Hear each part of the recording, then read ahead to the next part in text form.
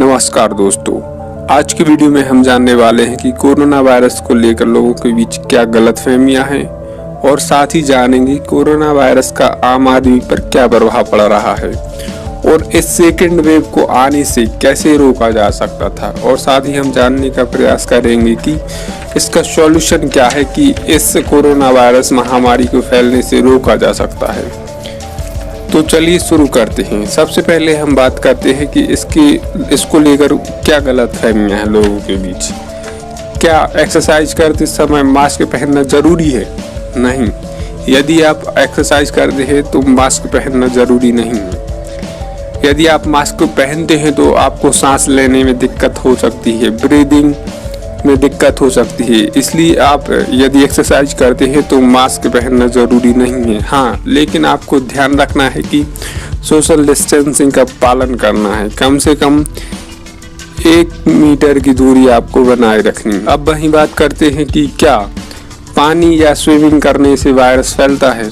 नहीं, infected person के संपर्क में आने से ही वायरस फैलता है, ना कि स्विमिंग या पानी के दौरान। क्या जूतों से कोरोना वायरस फैल सकता है? संभावना बहुत कम है, लेकिन सावधानी के लिए आप जूते घर से बाहर रख सकते हैं।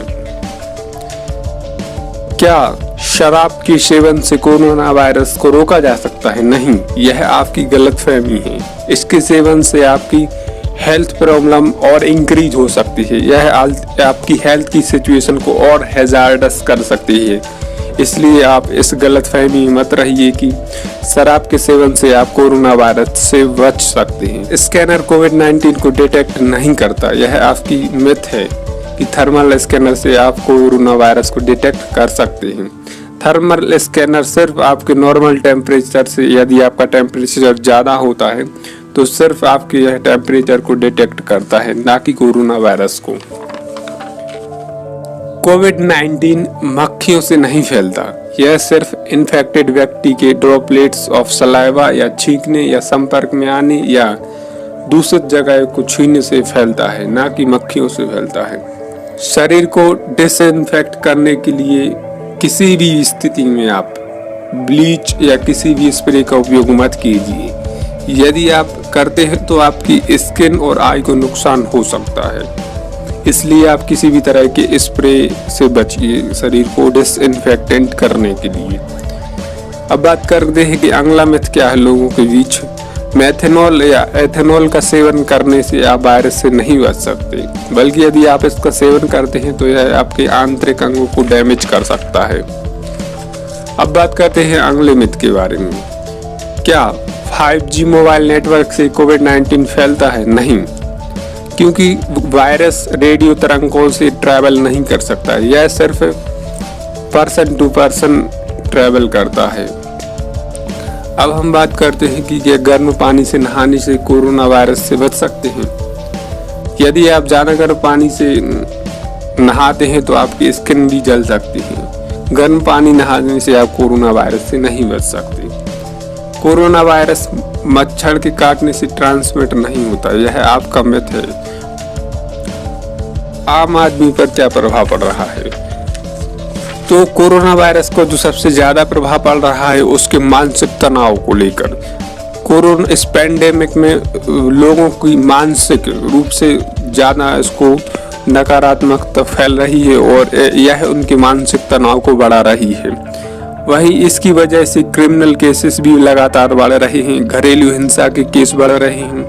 2020 में जहां हमें शहरों से गांव की ओर पलायन देखने को मिल रहा था, वही स्थिति 2021 में भी बनी हुई है और इसको लेकर बेरोजगारी के नए रिकॉर्ड लगातार बन रहे हैं और महंगाई चरम पर है, क्योंकि इस पैंडेमिक की स्थिति में पैनिक की सिचुएशन बनी हुई है और इस कारण से लोग जरूरत से ज्यादा सामान खरीद रहे हैं। लेकिन की वजह से जहां अर्थव्यवस्था की सारी इकोनॉमिक एक्टिविटी बंद पड़ी हुई है तो अर्थव्यवस्था भी सिकुड़ रही है।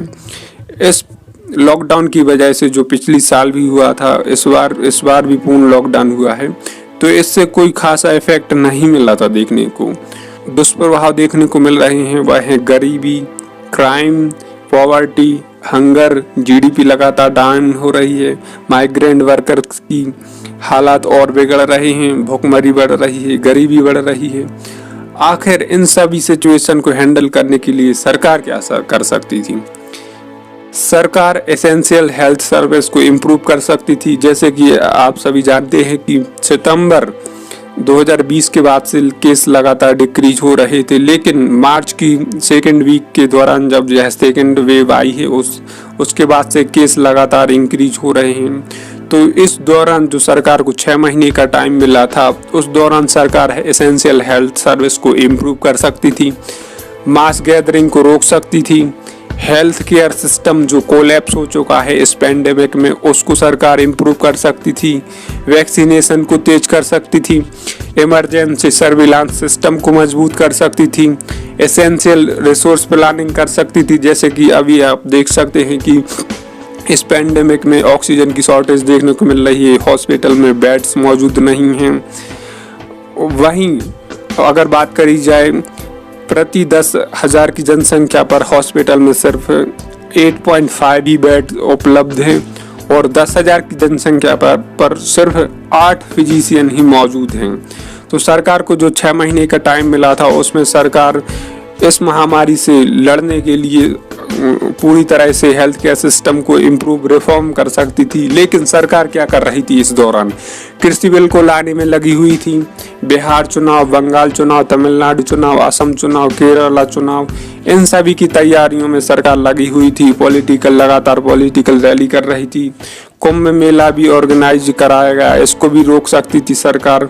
6 महीनों के दौरान कुछ कदम उठा सकती थी जो इस पेंडेमिक को सॉल्व करने में मजबूती कदम होते। पीएम केयर फंड का उपयोग कर सकती थी। जैसे अभी उसने ऑक्सीजन प्लांट को बनाने के लिए फंड दिया है, यह फंड वह पहले भी दे सकती थी ताकि ऑक्सीजन शॉर्टेज की वजह से जो डेथ देखने को मिल रही है अभी देश में, उससे भी निपटान हो सकता था।